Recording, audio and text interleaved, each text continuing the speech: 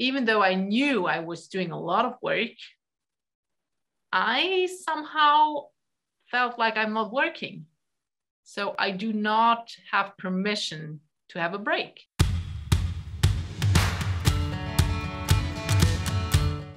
Hey, sweet mama.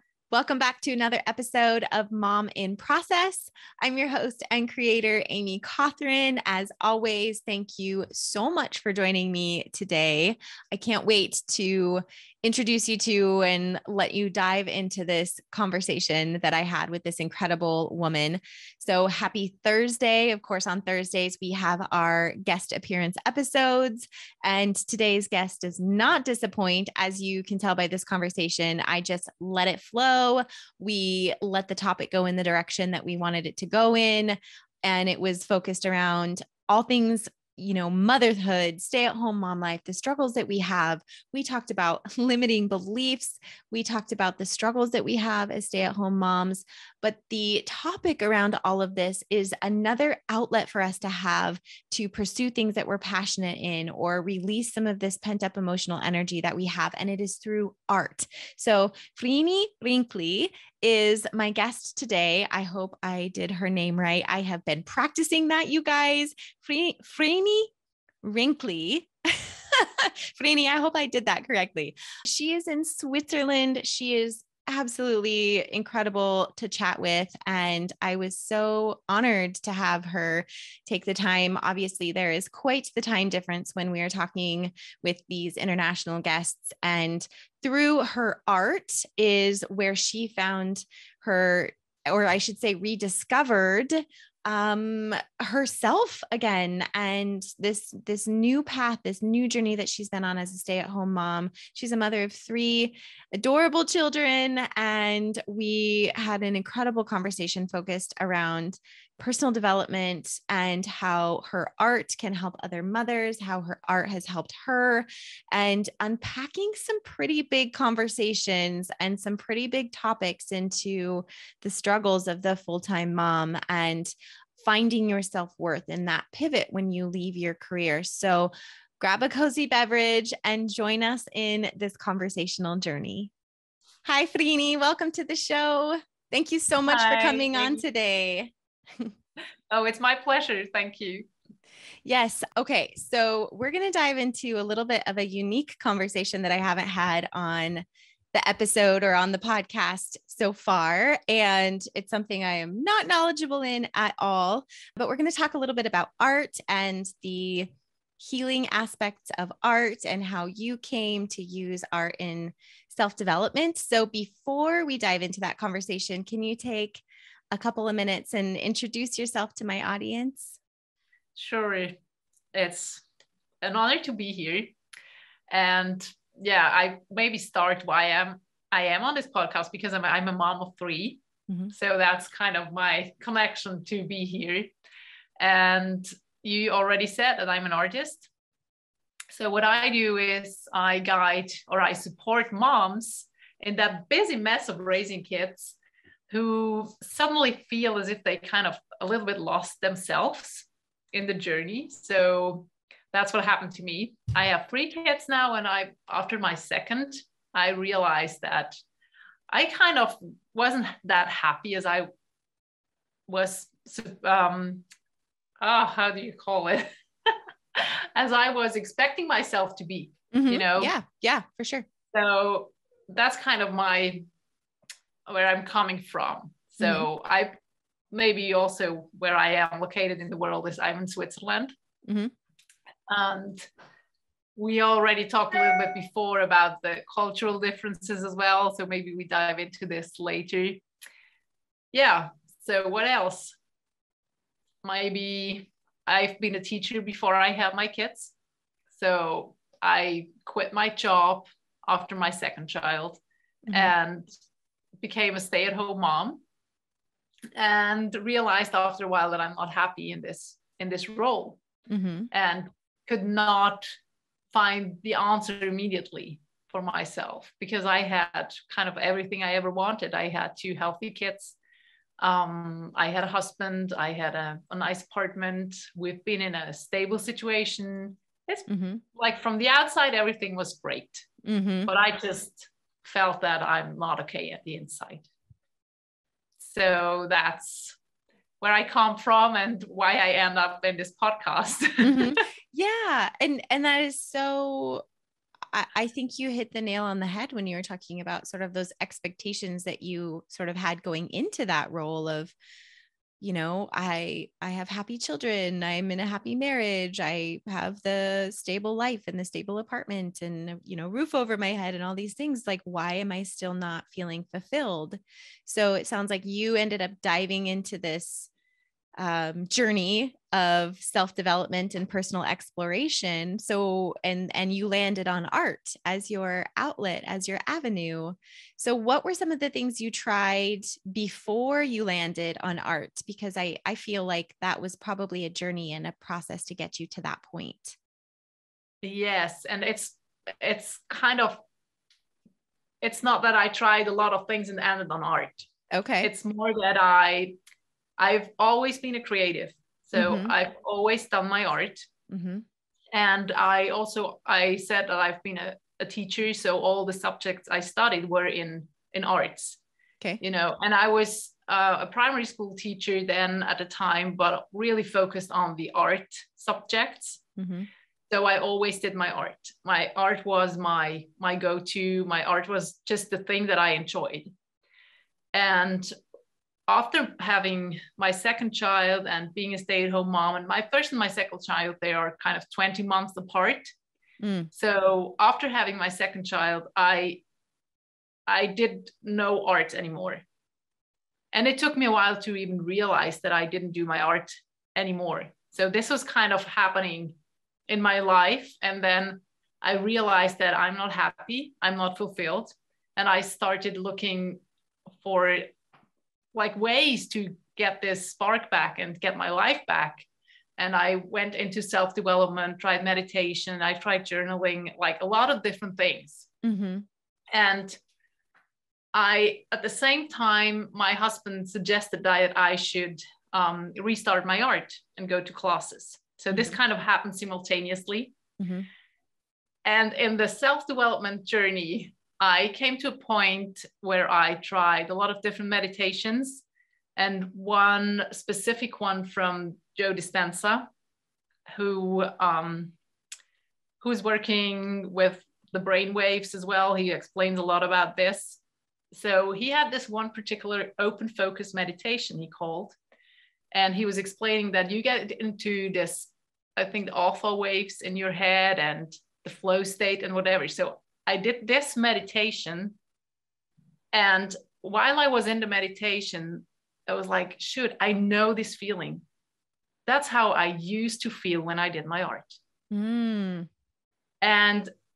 I had realized that it wasn't the same when I did my art. I had realized that I kind of lost connection to my creative source and was not able to get it back. I was really frustrated with what I produced in this art class at the time. So when I realized that I was able to access kind of the same state of being through this meditation, at first it was like, I realized after this meditation, I was so excited, you know, and I was like, I think I just discovered something so important for myself. Yes. And then it took me a while I started experimenting with taking all those tools I learned in self-development, trying to combine it with my art so that I could get back into this state of flow when I did my art. And I failed. I terribly, you know, because absolute honesty. I love it. Oh my gosh. I failed so many times because and after time, you know, I realized like doing my arts is really going so deep into who I really am. And what I was living in my life was so far away from who I really am. So I could not just make up with a tool. So I started kind of working through it. I was like, okay, if I can't just kind of go through it, maybe I need to clear the stuff that's in between. And that's how I then started developing a process or a method that I could kind of release that thing that was standing between my true self and what I was living in the outside. So with all those tools from the self-development, I was able to express this through my art. Mm-hmm. And then at least having it kind of out there. But then I still was at the point of like, so what do I do with this terrible scribble now? You know? Right. That's not what I'm looking for. And I started then really working through it. And I started I did it like hundreds, thousands of times until I realized that I have a process that I could go to transform whatever I produced into a harmonious artwork, a harmonious that felt good to me, mm-hmm. that took me to that place of flow or experiencing this harmonious state mm-hmm. inside. Mm-hmm. So does this make any sense? I never explained it this way. No, you did. It was great. No, I love it. So you start with, just to kind of describe, if people are not watching this on YouTube, first of all, I highly encourage them to go watch it on YouTube because it has all of your art in the background. But so you start with the lines, that's kind of what you're talking about. And then is it like that second level, just to make sure that I am understanding you too, that second stage, that second level to get you in the flow state is then going in and adding the color and adding the art back to it? Is that when you end up getting into your flow state? Yeah. Okay. Yeah. It's kind of I go inwards mm-hmm. and I draw, and the drawing is mostly with eyes closed. At the beginning, I always did it with my eyes closed because mm-hmm. it was just guaranteed that my mind actually didn't interfere with what was coming from my subconscious. Okay. Yeah. So now I do this for about 8 years now in this particular process. I'm able to do it with eyes open mm-hmm. and kind of just switch off the mind, mm-hmm. like without judging or interfering with what I see. Mm-hmm. But in the beginning, I had to close my eyes because my mind was jumping in like this is terrible, like that's ugly. Right. You should fill up that space, and that's not balanced. And so right. to really, really express from the inside, I had to close my eyes. Mm-hmm. Mm-hmm.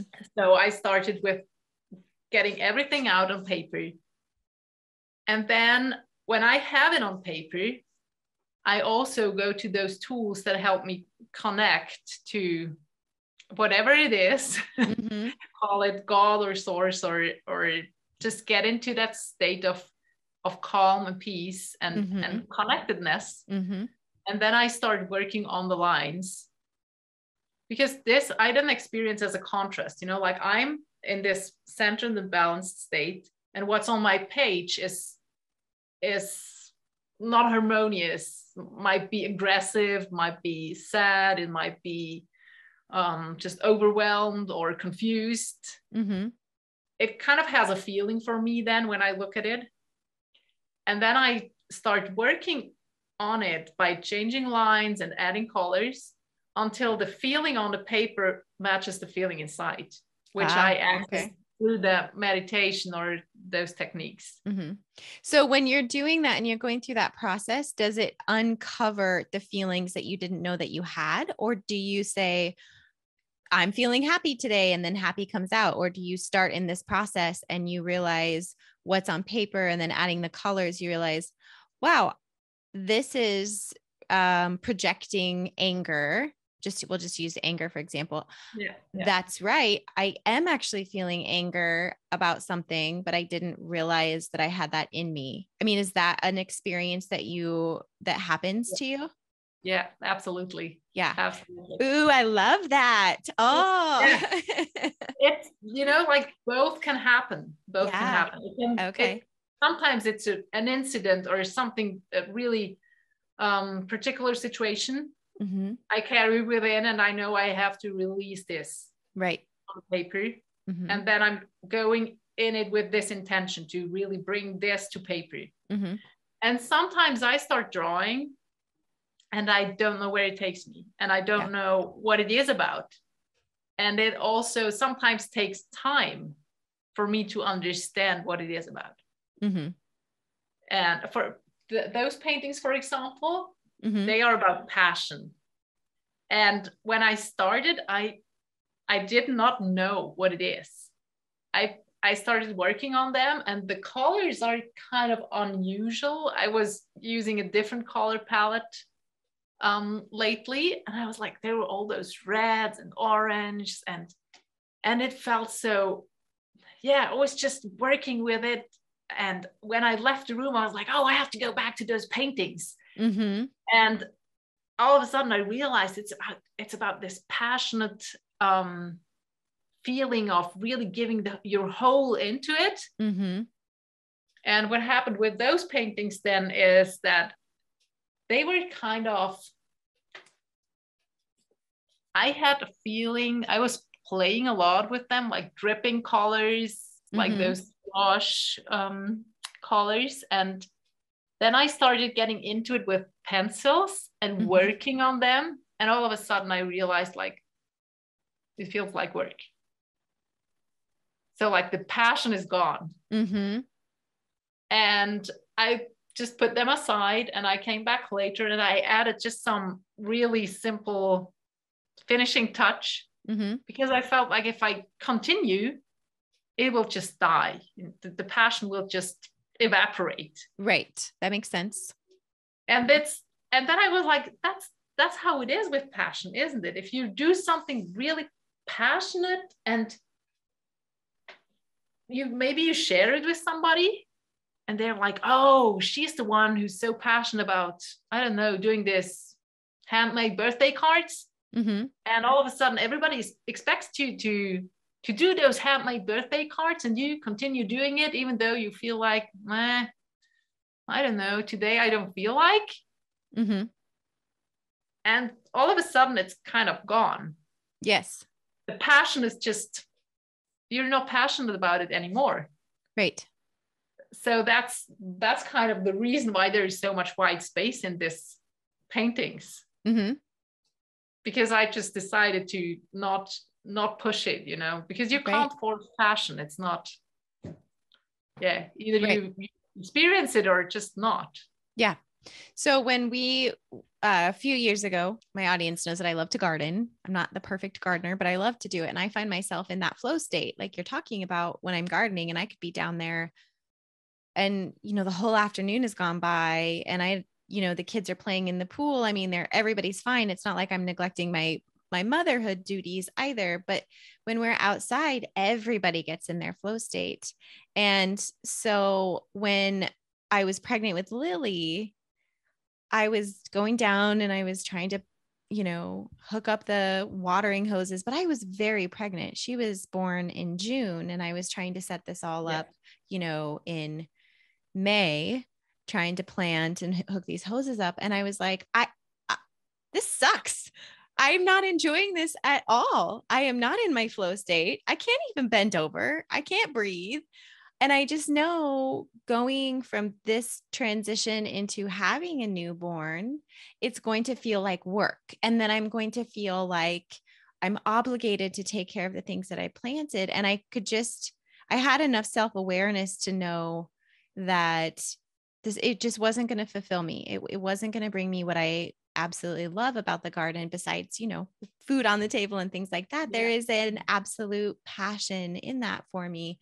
And so I stopped. I just took a step back, and I was like, we're not doing the garden this year. There is always next year. It is not the season for us. And so, I mean, that was an entire season, obviously. And you stepping away from your painting is a moment, or, it's not as lengthy of a season, but it's very parallel, I feel like, when you realize this is becoming work, this is supposed to be filling me up, and it's not doing so. So I need to take a step back. But that you had to work up to building your self-awareness as an artist in that to get to that position to realize that. So how long do you think it's taken you to kind of build the self-awareness to take a step back and be like, no, I need to take a pause and let my painting and let my art lie where it is? Oh, this is a difficult question because I think I hear this from so many artists. I think this is kind of a cycle, and it just keeps coming back, Oh, okay. Mm-hmm. So that, yeah, I can't tell you.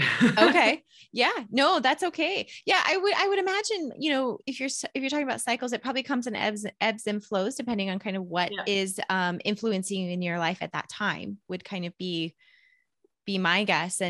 And so from here, you were doing this for yourself, but then you decided, I want to share this with the world.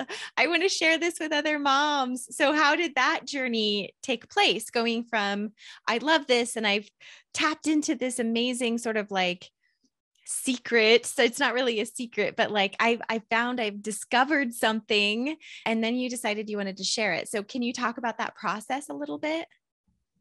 This sounds so exciting when you talk about this, and it's kind of been a little bit different. It was more of, I did this for myself. And even though I was passionate about it and I was really excited about what I did, I was actually kind of scared to talk about this to other people first. Oh, okay. Yeah. Like first thing is that I was drawing about my mom life and about how frustrated I felt about it. And stepping out and talking to other moms or just like people around, admitting that I'm not fulfilled where I am, was a big step for me. It felt a little bit like admitting that I had failed, that I kind of ended up somewhere I did not want to be. And this was kind of the first obstacle that was in the way to go and talk about what my art is about. And the second thing was that, like, I was painting emotions, or I am releasing emotions. And when I then transform them on paper, it kind of changes something inside of me. And it has an effect on my life, on how I see the world. And when I first started realizing this, I was not able to put this into words. So I felt like I sound so woo-woo when I talk about this. I was going to ask you. Yeah. Okay. Continue. Go ahead. Like when I come and I say, I just draw about it and I just change it on paper and it changes my life. It was like, well, what kind of pills do you take? Right. I love the woo-woo though. I love talking about the woo-woo. The woo-woo is deep. The woo-woo is where we progress. Yes. And I'm kind of both-sided. I've always been like really analytical and down to earth and really in the 3D world. And I started with this self-development journey and going into all this stuff, and kind of had to find a way to integrate it into my into my analytical world. And also my husband is really analytical, and I don't know the English word for this, but just not believing in all this woo-woo stuff. Just call it woo-woo. Yeah. So it was. Oh, go ahead. Yeah, it was a process for me to work through to really share this with the world. And then I started talking to mom friends about it and kind of sharing the stories behind and sharing what this does for me. And this was the moment when some of them said, oh, I would love to do this, but I don't have the skills. You know, I don't have the training. And first I did not really pay attention to it. I was like, yeah, just try, you know. And then, good luck, see ya. Yeah, maybe it was that I didn't feel confident enough or competent enough to even think about what I offer now, you know, because now I offer sessions where I take people through that process to come to their lines. And I take over those lines and tune into those lines, feeling the energy or just what's coming out of those lines. And by me going into this flow state or into this balanced state, working on those lines, I transform those lines just by changing the lines, adding colors until it feels harmonious. Yeah. So the first time I did this, I was so nervous. I was scared. When you did it with another mom, when you did it with another person. Yeah. Okay. Yeah. Can you talk to us about that a little bit? Like that first experience and kind of what you had to do kind of leading up to it and then how the outcome? Well, it's a friend of mine. I know her for years. And I've talked to her about my art before, about what I do with my art. And she was the one saying, you know, the one who first mentioned that she would love to have a painting that would reflect her emotions and kind of turning it into harmony. And she was going through a really hard time at the moment. She went through her divorce. And she said, oh, I would love to have this matching you have, you know, just take whatever comes and just transform it, resolve it. And I was kind of, you know, like, I don't have this. And she was like, you do. And then I was like, okay, you know, okay, let's try. Let's just make it a game or whatever. I just try. So we were in her living room and I said, okay, let's just take a piece of paper and I kind of guide you through what I do. And she did this. And I already felt in this moment, this is really powerful. You know, like this is kind of, I kind of feel what she's going through while she's doing this. And then she handed over those lines to me. And I still was in this, let's try it. This is exciting mode. And I took them home into my studio and I was sitting at the table looking at those lines. And I kind of felt this whole struggle she was going through. And this was the moment when I kind of got scared. I was like, I think I can't do this. So I really just left those lines for several days. I don't remember how many. Until I felt like, okay, let's just try. Really kind of without expectation. And I started working on them. And this was the first one. And I did several others with friends to just test. They took me weeks to finish. And I had to really kind of find also my way to stay centered and stay in that space to be able to work on it. I don't have this particular painting here or the lines. I might ask her to reproduce them. Because it was when I finally completed that painting and I handed it over, she was almost crying. And I imagine. And she said to me, you know, I doubted that you would be able to turn this into something beautiful. And I was like, yeah, I did too.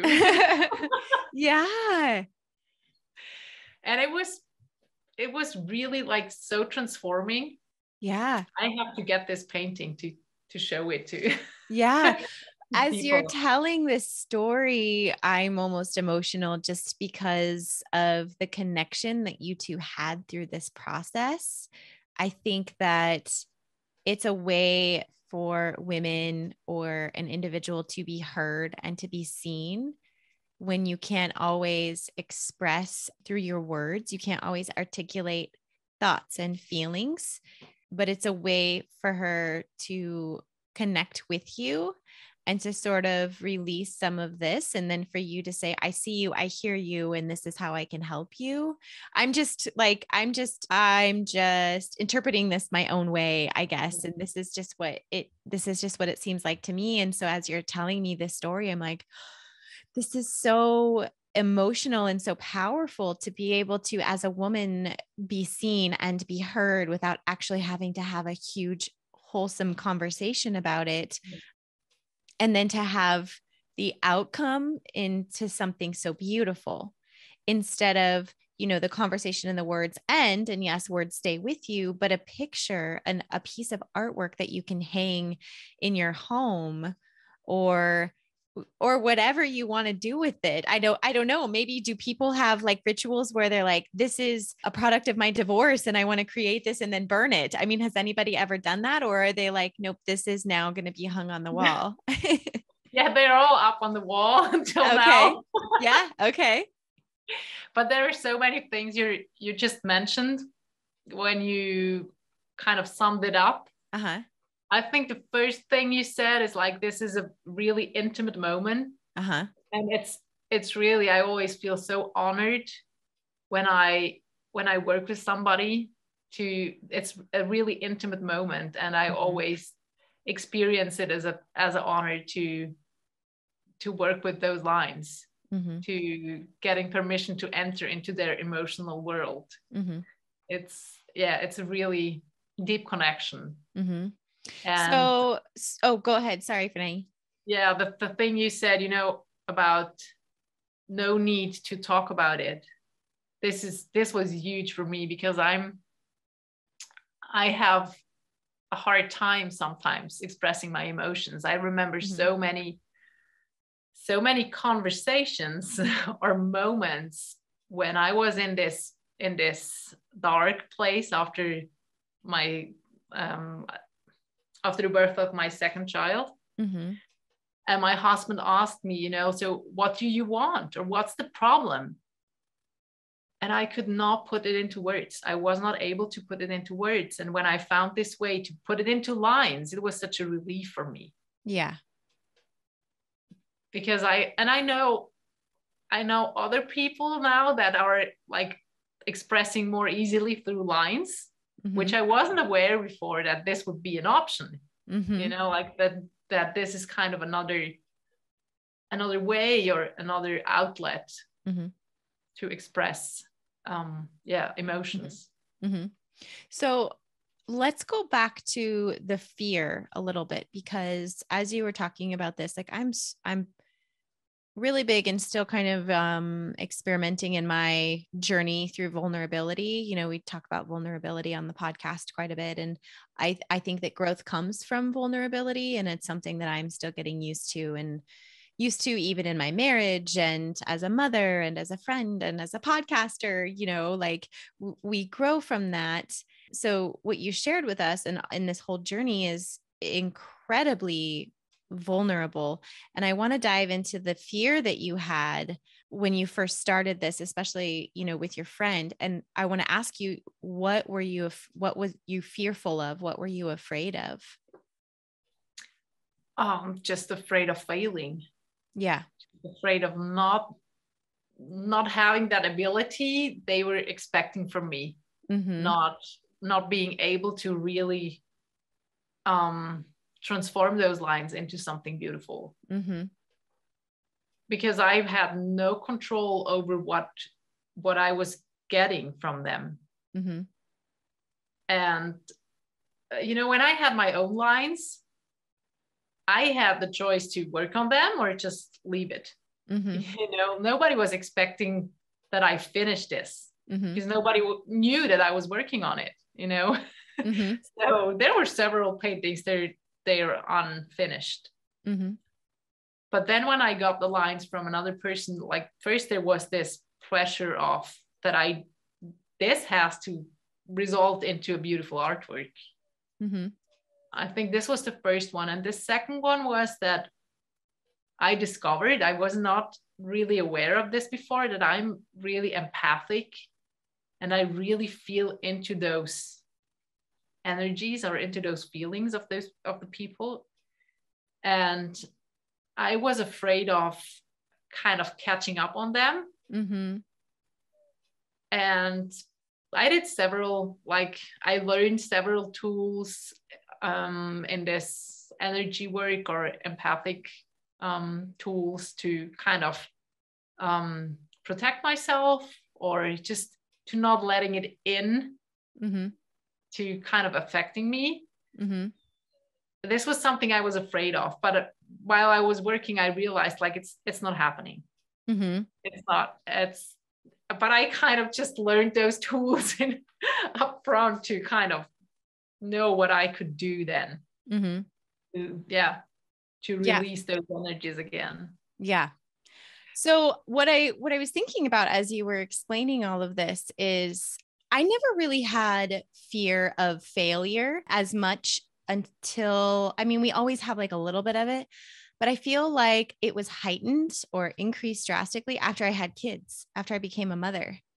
And I had this fear of trying new things that wasn't really there before. I was more adventurous and I was more open and I was more willing to try before I became a mother. Did you find that in your art and in your experiences that have you always been fearful?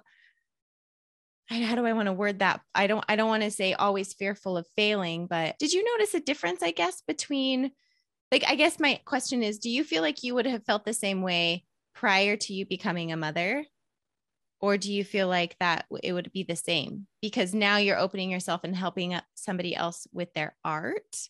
Or do you think it's because you were already maybe struggling or lacking in that confidence as you started in your journey in art began your journey again? Yeah, that's a good question. I never thought about it from this perspective. Mm-hmm.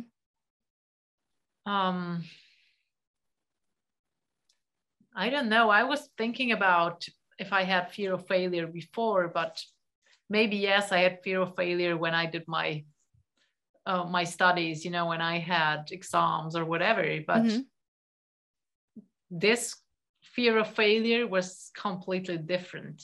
Interesting. And maybe it is because it's been a really vulnerable process for me to share my feelings. It's like if you just get bad marks or a bad grade or you fail an exam, it's just it's bad, it's uncomfortable, you have to redo it, whatever.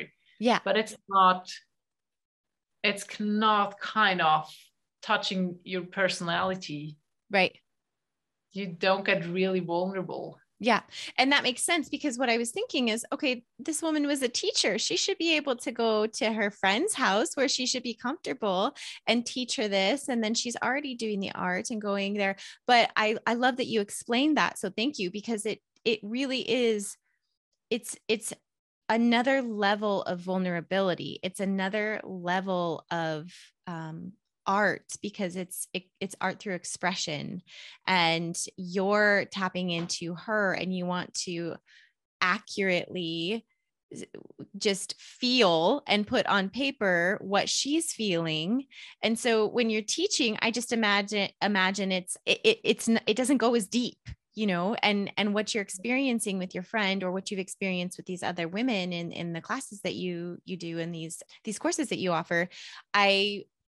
It's just different. I can just feel it as you're explaining it, that it's so much more vulnerable and deep versus just teaching a class in a classroom setting. So I'm glad that you explained that a little bit. Hey friend, I just wanted to pause this episode for a brief moment and let you in on an incredible opportunity for you to win some Mom in Process merchandise. We put together a bundle of some of our favorite products that we're selling right now, and I want to give that away. I want to do a drawing. So all I need from you in order to win the vintage ball cap, one of the incredibly soft t-shirts, as well as a water bottle sticker, is to head on over to iTunes, leave Mom in Process podcast a rating and review, take a screenshot of that review and send it to Cassie at mominprocess.com. This step is very important so we can be sure to add your name to the drawing. That's Cassie, Cassie at mominprocess.com. We're going to run this for 2 weeks. So you have 2 weeks to get your name in there, to get your name in on the opportunity to win this bundle. This ends on April 10th at midnight. We will announce the winner via email as well as Instagram on Monday, April 11th. So head on over to iTunes, leave that rating and review, take a screenshot of it, send it to Cassie. Good luck. I'm looking forward to this big giveaway. Thank you so much for listening. Let's get back to the show. Yeah, it's because it's really about going into the subconscious as well, to find who you really are, and to kind of go and shine a light on all this subconscious programs or fears or beliefs that are kind of ruling your world or are kind of, that's why you are where you are. Yes. And going into this space, it's kind of scary, it's. Yeah, you're expanding yourself beyond your limiting beliefs, and you're expanding yourself, but beyond what I would call your paradigms, like that social conditioning, and you're allowing yourself to just express yourself, like your inner essence, not you who has been formed and shaped and molded because of all of your outside influences. You're able to just express yourself, fear of judgment, fear of outside interpretation, I guess, even. So, I mean, I love that. And I don't think we do that enough. And one of the things that I want to talk about is the different outlets that we have. And I just did an episode on this, and it was an episode. Well, I actually was incredibly vulnerable and talked about us going to and attending a church service online at home. It's not something that we've never done before. And I talk about journaling, I talk about meditation, I talk about going on walks and movement and all of these things. And they weren't helping me. They weren't getting me to this place of peace and fulfillment in what I was needing based on all of the craziness of everything going on in the world right now. And so I just followed my heart, and it was so healing for me. It was so transformational. And that is what I love about what you're offering women through this process, is that it's sort of a non-traditional, I guess we'll say that, like, outlet, but it is an outlet that we don't utilize enough. One of the things that you and I were talking about before we started recording is sometimes these other outlets or these other avenues feel frivolous, or I don't know if careless is the right word, but it feels like we should be doing something productive, right? And art feels like play, and we don't play enough, but we feel like, well, I'm a mom, I'm a wife, or I need to do all these other things. Like, I don't have time to play. So what would be your response to that kind of idea behind it? Even though this is one of those outlets, I think a lot of moms would be like, I don't have time to sit down and work on an art project. I think, like, you're touching on several things here. The first thing is that I think play is the way to really get to that peace and center. Like, playing, when we look at our children, play is their work, and play is taking them to this flow state where they forget time and they are just in whatever they do with their whole being. And I think this is the state, like the healing state. This is when we feel whole, and this is when that's the state we should be in more often. Yeah, absolutely. Kind of the first thing. And then the second, I think it's really complex, and I try to wrap my head around how I kind of answer this question without going too long.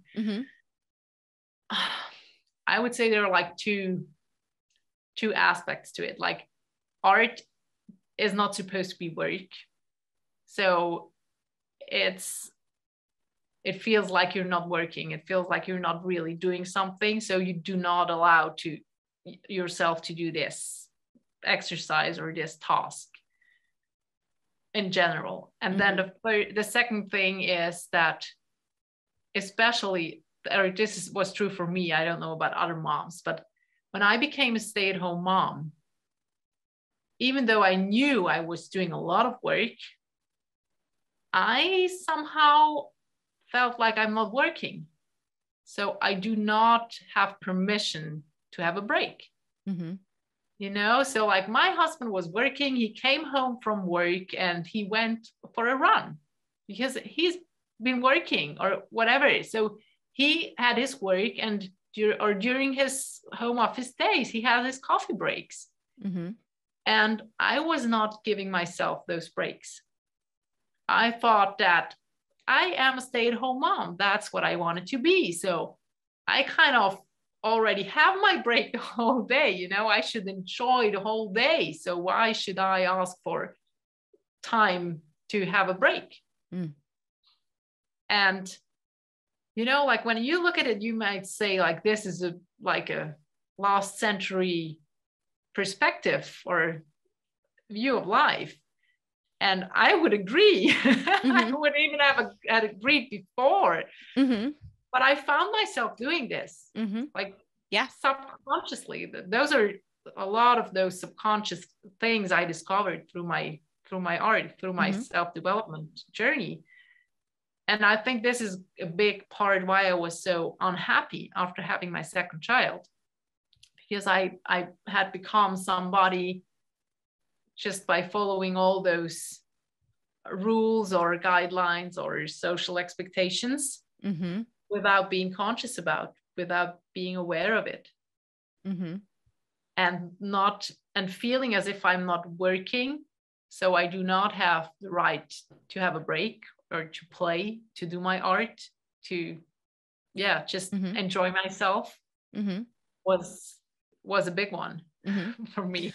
Well, I think we're supposed to, I think we feel like we're supposed to feel fulfilled just in playing with our kids or being with our children. And that is supposed to be enjoyable, you know, but like you said, like that is your job, that is your role. And yeah, there are moments of fulfillment in that, but we also have to feel fulfilled when we're by ourselves and we have moments to pursue things that we're interested in and do things that are fun for us. And I think that's really interesting and very deep that you discovered that in your art and through your art. I'm trying to remember and look back on the times when I had that aha moment. And I don't know if I can really pinpoint a time or even like an activity, you know, where it was, and maybe not for you, it wasn't maybe just like one moment. Mine sort of accumulated over time where I started taking time for myself and then realized, okay, this is what I was needing. This is what it's supposed to be about. And I think it's so interesting that you said that about, you know, you chose this and you wanted to be a stay-at-home mom, and then you weren't allowing yourself, you know, those breaks and those pockets of time. But oh my goodness, so many of us get to that point. I was in the same boat. I've talked to so many moms that feel exactly the same way. Like, but I'm home all day and I should be finding my joy because I'm with my children and I get to be home, but we're still not fulfilled. And it's because we're not filling any kind of cup for ourselves. We're not pursuing anything we're interested in outside of our roles as a wife and a mom and a homemaker, So I just think that that's really interesting that you uncovered that through your art too. And so what would be, I guess, your words of encouragement for moms that are kind of feeling that way? Like, I don't have time to sit down and draw lines, or, I mean, what would you, how would you encourage them to find those moments? Well, I think it's just do it. Yeah. It's really in our minds that we don't have time. And I think it starts with that we don't allow ourselves to have time. I think it's really this really strange and very complex construct in our subconscious that we kind of, I would even say, inherited, like from our moms and culture and whatever, because there were so many things, like you said, when you started taking time for yourself. Like for me, it was kind of, this was the first step. But then when I did it, I realized, yes, this is what I was missing. This is what I need. But on the other hand, I realized, like, I feel guilty. Yeah. So why do I feel guilty? Like my husband was encouraging me to take this time, but it was myself, it was me feeling guilty. And I could not explain it. It's not something that I was consciously thinking, or it's not even something that I kind of was told by my mom. It's just this, I don't know how you call it or where it comes from, but realizing that I have this feeling and then trying to work through it, or working through it. This was a big one. Do you still have that feeling when you're pursuing this? It depends. It depends how I leave the house, or what mood my kids are in when I leave the house. Yes. Like sometimes when they're like, no, mommy, don't go, I have a hard time kind of stepping out and shaking off that guilt feeling, and then really enjoy myself. Isn't that that is so interesting. I have tried to explain that to my husband. I've tried to explain that to Brad. When I'm coming to do a podcast, or when I sit down to record, I have moments where I feel guilt-free and I love it and I'm in the flow. And there are moments when every ounce of me feels guilty. Like, I want so badly to love sitting down and doing a recording. This is me being super honest and vulnerable, by the way. There are times when I sit down and it is like very difficult for me to focus, and very difficult. So much of it comes with how I set myself up for success. And I am acutely aware of every feeling that my kids have, everything, because I do all of this at home. And I don't ever remember needing to be that acutely aware of outside influences for me to get into my flow state, for me to get into a moment where I am guilt-free, because it takes effort on my husband's part. It takes effort on my children's part for me to do something that I'm passionate about and something that I love.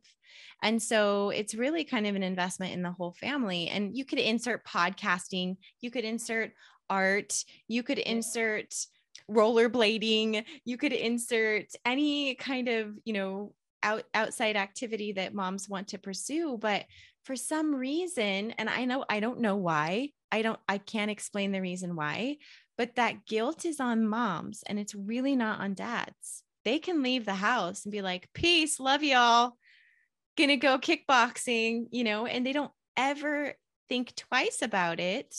But for some reason, we have to have everything set up so perfectly, and all of the factors have to be in line for us to step into our flow state guilt-free.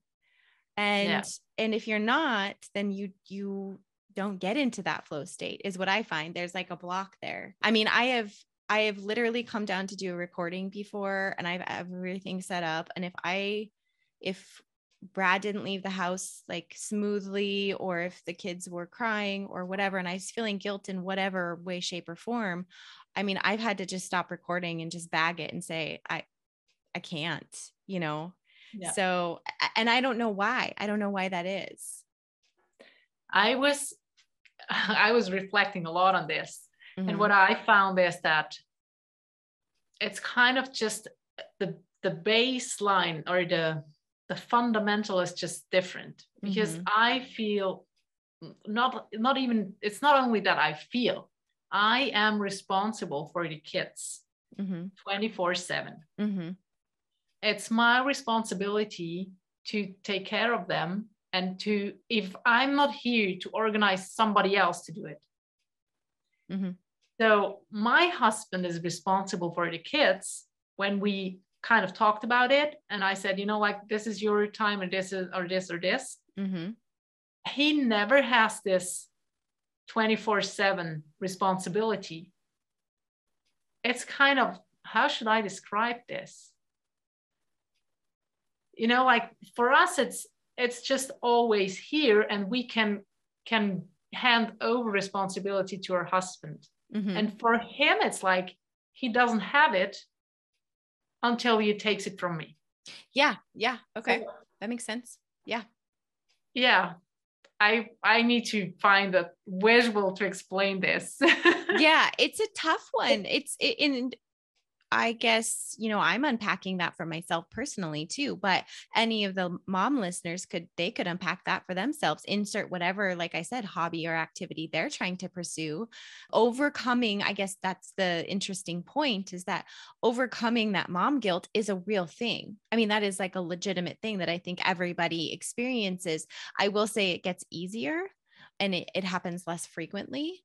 And the more that my husband reinforces that I am doing something that is very worthwhile, and it sounds like your husband is really good about that too. And the more I have that positive reinforcement, the more I understand, no, this is okay. But I have to take that reinforcement and say, Amy, this is okay. What you're doing is good. This is good for you. This is good for other mothers. This is good for society. This is good on so many levels. This is good for my children to see me happy. And that, diving into that a little bit, I think is where, for me, I was really able to say, my kids see me happier when I'm doing something that I'm passionate about and things that I'm interested in. So I need to pursue that flow state. I need to pursue those moments of peace when I'm investing in myself, because then I can go invest in them at a later time, or when I come back to them, I'm more open to being their mother. And that's, to me, sometimes where I'm able to shift that mindset of guilt. But is there something that you do? What do you do to kind of get out of that mindset? I try to kind of catch my thoughts in these moments, and really look at what I am thinking. Mm-hmm. that brings up that guilt feeling. Yeah. And as you said, there are moments when it's easy, and there are moments when it's not easy. And often those moments when I feel the guilt, they are after some incidents happening that kind of, I don't know, I wasn't able to finish up the homework with the kids like properly, and they have to finish something themselves, or I hear them crying outside, and I feel as if I should go and take care of them, even though maybe it's just 20 seconds and then it's over. Yeah. But it's always then thoughts about that I'm supposed to take care of the kids, and that I can't be a good mom and an artist, and that I'm not allowed to kind of pursue my career, or working on this. And sometimes I'm surprised by my thoughts, Yes. I'm like, whoa, where does this ancient thought is coming from? Like that that I should not pursue a career, for example, like I do not have the right to invest in my profession or whatever. Right. Yeah. And I think that's interesting. This old old way of thinking, I guess, because I reflect back on it and I think, oh my gosh, these women had all kinds of things that they did outside of motherhood. We're right now, my kids we've been working through the Little House series. I don't know if you've ever heard of the Little House on the Prairie. Anyways, they're these beautiful books and they're based on true stories and these of her past when she was a child back in the prairie days, when they were traveling across America and settling and anyways, they moved all over the place. But it's very interesting because like even the moms back then, yeah, they were mothers, but they also had all of these other jobs that they had to do within the home. And they weren't sitting down, like playing with their children, one-on-one mothering all day long. Like, yeah, they were available as the kids need them, but it was kind of like, go outside and play. I have to wash the laundry. That's going to take me all day. I have to, I have these other chores and responsibilities to do. So y'all have fun, go play, and the kids helped with that too, Yeah. But it's That was different now. what I want to say. Mm-hmm. Yeah. I think the idea that the mom is here to play with the kids is pretty modern thing. Yeah. So, yeah. Because they were supposed to help around the house. Mm-hmm. And there were a lot of jobs they could do around the house that mm-hmm. are now taken care of by the dishwasher and the washing machine and all the other things like the dryer and a lot of those. I've been reading a book recently as well, and I was like, gosh, there were so many things kids did in the household. Yeah. And they're just not there anymore. Yeah. Like gardening, like it's been a necessity. It's not been a hobby. You couldn't just skip the season. Right. It was not, this wasn't an option. So the kids were expected to help in the garden, to mm-hmm. do all this work. And I was reading this book and I was like, yeah, it was an important work.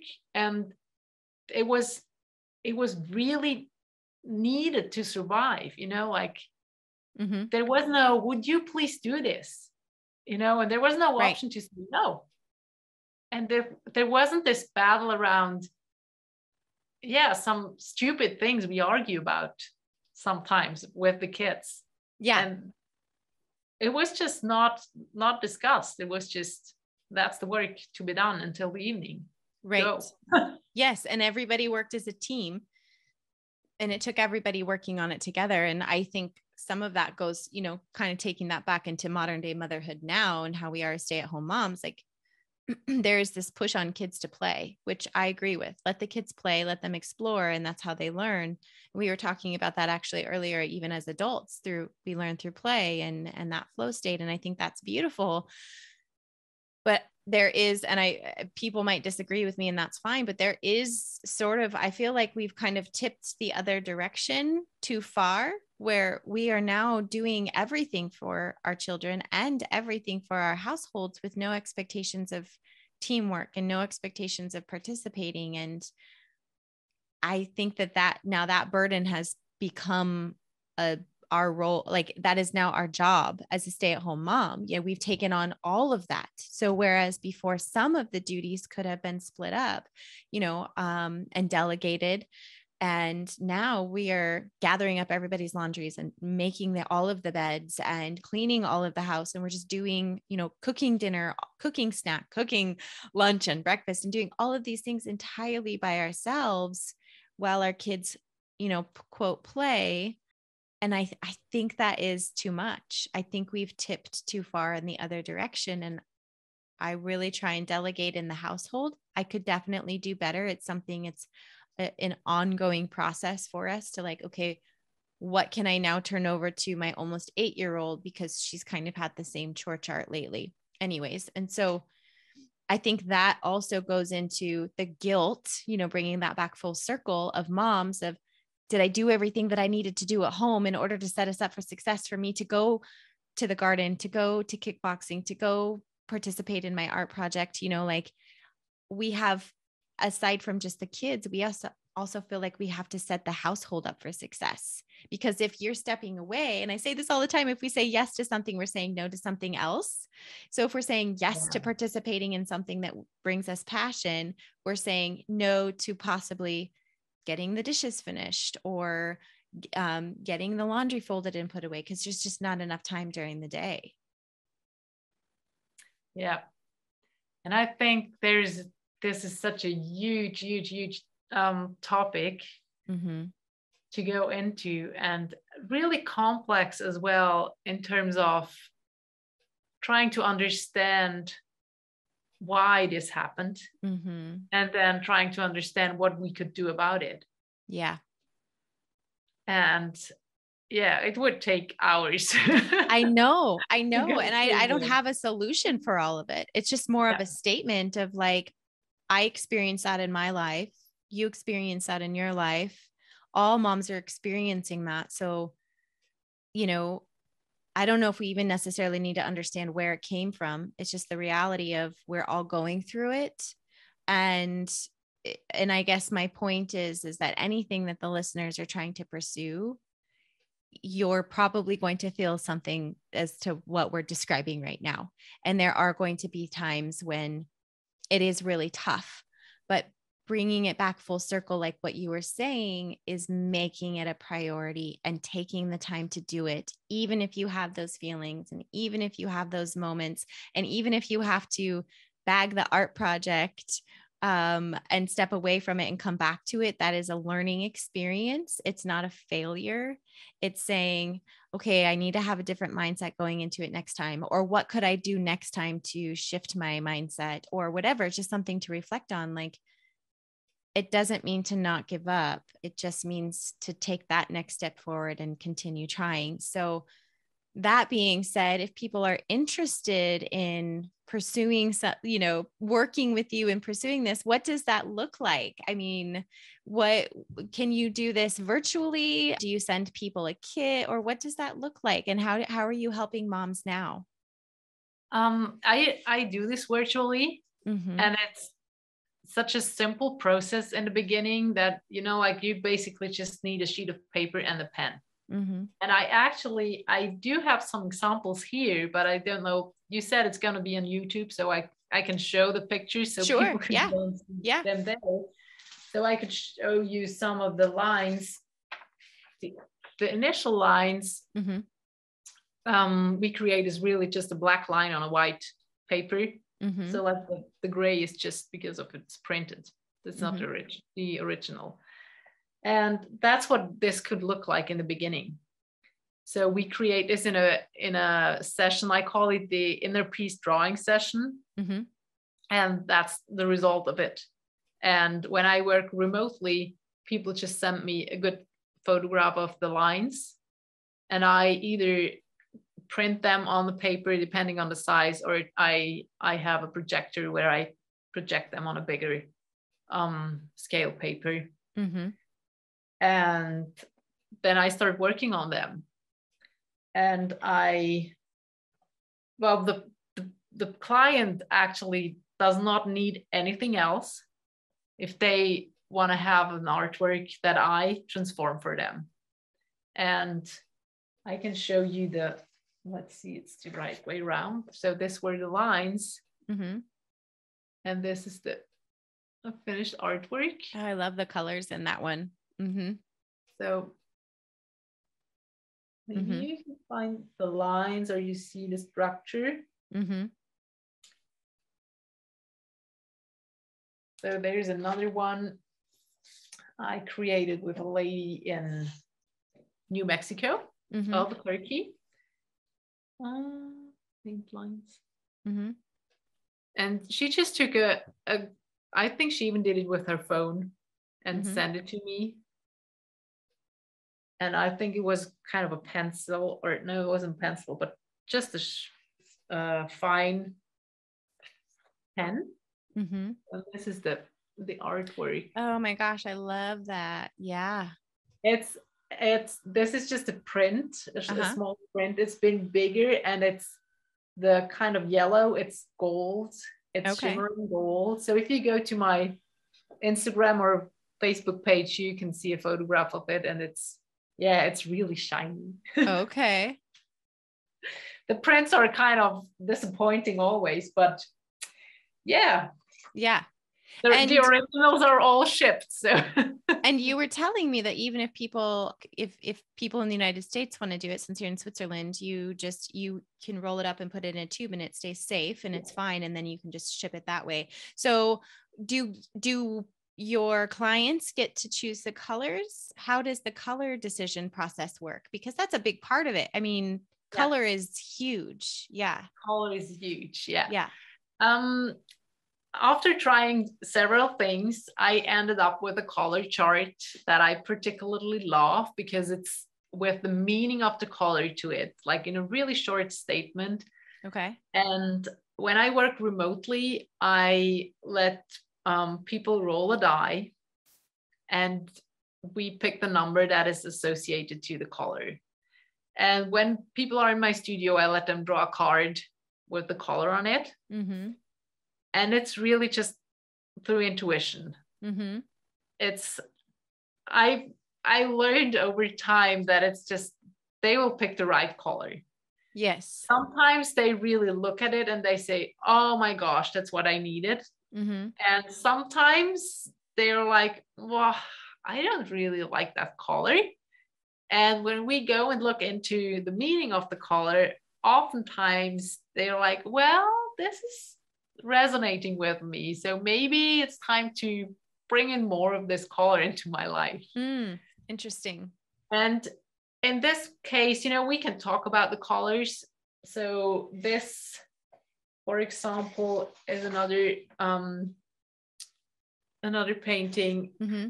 And the color was emerald green. And the lady was all excited. And she said, wow, I love emerald green. Mm-hmm. So it's really basically just emerald green with some different hues of that color. Mm-hmm. And sometimes, they're like, oh, does it need to be all pink? And then we go and sometimes we pick a second color, or I say, I just add whatever I feel would complement the color. Mm-hmm. Yeah. That's so interesting. Like there are no accidents. And I have an interesting story. One of my friends is certified in EFT. So she does tapping, emotional healing. And I did a session with her, which was very interesting because she's one of my very good friends. And so when you were talking about the situation with your friend who had been going through a divorce, and she was, kind of that first other woman that you had worked with in person, my friend who's certified in EFT hadn't done a lot of in-person sessions because this had all happened during COVID. And so I had went up to see her and we did an in-person session, and she hadn't ever really done one with a close friend. She had done one with her sister. So I think we were both feeling incredibly vulnerable, but one of the activities was choosing a color. And there's a hypnotic aspect to EFT and this emotional healing process. And which, if anybody's ever never heard of it, I'll have her on, or I'll have somebody on to dive into it because it's fascinating, but it's interesting to me because there are some similarities between what she did and what you're doing with your process. And I had to choose a color. And she said, after the session, she said, please keep in mind and just allow it to flow, but you're going to see this color. This color is going to, manifest itself in ways that you didn't expect. And she said, when that happens, don't judge it. Don't overthink it. Just accept it, recognize it, love it, whatever feelings come up for you, and then, just move on. And I kid you not, we got into the pickup, we stopped at our first destination from our house, and I stepped out of the pickup and there was a flower, and I can't remember what the name of the flower, but it was this huge flower that had this huge blossom on it, like practically freaking screaming at me just in the flower bed as soon as I got out of the pickup, in the exact color that I had came up with in my mind and tried to explain to her. It was like, hey, hi, how are you, in your face. And I took a picture of it, and it was just so crazy. So I imagine that that is a very similar experience to what your clients have as well, in that there's something to be said about why this color was chosen, and it's going to manifest itself now in different ways. And it's going to make them think about this incredible painting that they have. And then, you know, Yeah. I mean, it could go so much deeper than that too, but color is powerful. It's interesting. Yeah. And also what you said, you know, like, I think what we focus on is kind of what expands in our life, or what what gets into our conscious mind is what we will recognize everywhere. And I think that's also what makes then having the art around so powerful, is that it reminds you all the time where you put the focus, you know, that you put the focus on the harmonious thing, on the solution. And yeah, it's just such a beautiful reminder, and it's kind of always there without, you know, what I love about it, and what clients tell me is like, you know, I can put this up in my living room or next to my door or in the hallway, and it's just personal to me. It's my personal reminder. And if I don't want to, I don't have to share it with anybody. Yes. Oh, I love that. You know, it's not like when you put up a quote, or you have those inspirational calendars or whatever. They said, you know, it's kind of a secret to me, but it's so powerful because it's so personal. And that's also what I love about it, because it's really a message every time I look at it. And it's a personal message. It's just for myself. That's so beautiful. I need to do this myself. I want something like this in my house. I want it on my wall that I don't have to share with anybody, but it's just me, especially as stay-at-home moms. That's what I want to go back to that too, because we get to see it all the time. You know, this is something that you get to hang on your wall, and you get to experience as a gentle reminder or a friendly reminder all the time, because you're in your home. So Vreni, if people want to get a hold of you, how do they get a hold of you? You know, how do they follow you? How do they see your work? What if they want to experience this themselves? Yeah, you can find me basically everywhere under my name. Okay. It's Vreni Renggli. I would ask you to put it in the show notes. Yes, I absolutely will. Yes. Yes. Yep, I will. No, it's really, I'm on Instagram. It's just my name, Vreni Renggli. I'm on Facebook. It's on Vreni Renggli Art, but you also find just Vreni Renggli. And then my website is just www.vrenirenggli.ch. Okay. Which stands for Switzerland. Okay. And I'll put all of that in the show notes. It's CH. Okay. Okay. I'll put all that in the show notes for everybody too. And I love that you have this as an option for moms. Do you do this in group sessions? Let me ask that really quick. Or is it very one-on-one? Very one-on-one. If you want to have a painting, it's a one-on-one. Perfect. Yeah. Okay. I do workshops. I've done workshops also on Zoom, and I do workshops in person where we just go into the line session, and I kind of introduce you to the process and give you some just basic guidelines that you could use this process for yourself. Okay. It's more a workshop. But if you want to have your personal painting, then it's a one-on-one session. We go through, and then you choose like the size you want to have. And if you're remote, I work on paper, as you mentioned before, you know, it's just easier to ship. And people in the area, we just discuss if they want to have it on paper or on canvas, or like different options. Okay. Yeah. Oh my gosh, I want to do one of these so bad now. So I hope everybody gets a hold of you. Thank you so much for coming on today. I loved this conversation, and I wish you the best of luck in this journey. And I think what you're doing is so beautiful. And I think we didn't even touch on this, but I think it's so incredible that you're taking your art and your talent, and you've not only healed yourself, but you're also helping other women heal as well. And I think that I'm still on the way, about the healing. So I'm not done yes. yet. It's so interesting. Somebody called me a healer. This was like several months ago in the early beginnings of this journey as a podcaster. I'm like, whatever. And now I'm like, ooh, I'm trying to accept this. And it's a process. You don't just say, yeah, I'm a healer. Woohoo. It's like a process to accept I think it. we circle back to the fear of failure topic there. Yes, exactly. Oh my gosh. Well, we could keep chatting for hours. Thank you so much for coming on today. We'll chat with you very soon. Okay. Thank you. It was my pleasure.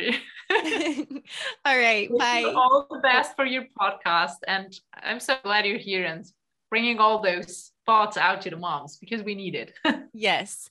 Thank you so much. I really appreciate your kind words on that. And I think that so many of the moms are going to benefit from this conversation. And I hope they reach out to you and can create something with you as a way to heal and find their passion and find beauty again. So, all right. I well, almost forgot.